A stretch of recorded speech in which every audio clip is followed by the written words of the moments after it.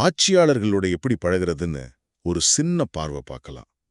உங்க பாஸ் கூட இல்லனா உங்க மேனேஜர் கூட எப்படி பழகுறதுன்னு யோசிச்சிருக்கீங்களா? இதுக்கான ஒரு சூப்பரான கைடன்ஸ் எங்க இருக்கு தெரியுமா? கிட்டத்தட்ட 2000 வருஷத்துக்கு முன்னாடி திருவள்ளுவர் எழுதின திருக்குறள்ல இருக்கு. அன்னைக்கு ராஜாக்களுக்கு சொன்னது. ஆனா பாருங்க, இன்னைக்கு நம்ம மேனேஜர்ஸ்க்கும் இது அப்படியே செட் ஆகுது. சரி, இதுல மூணே முக்கியமான விஷயத்த நாம பார்க்கலாம். முதல்ல, ஒரு சரியான இடைவெளியை மெயின்டைன் பண்ணணும். அதாவது ரொம்பவும் நெருக்கமா போனா அது மரியாதை குறைவாகிடலாம். அதே மாதிரி ரொம்ப தூரமா விலகி இருந்தா நம்ம மேல கவனமே இல்லாம போயிடும். வள்ளுவர் இது அழகா சொல்றாரு.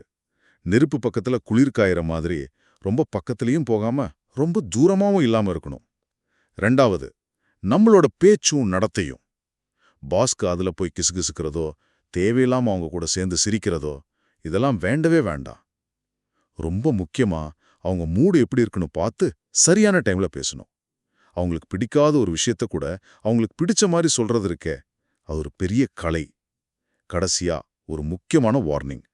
அவர் நமக்கு நல்லா தெரிஞ்சவர் தானே அப்படின்னு நினைச்சுக்கிட்டு ப்ரொஃபஷனல் எல்லையை தாண்டவே கூடாது. அந்த மாதிரி தப்பு பண்ணா பெரிய பிரச்சனையில கொண்டு போய் விடும்னு வள்ளுவரே எச்சரிக்கிறாரு.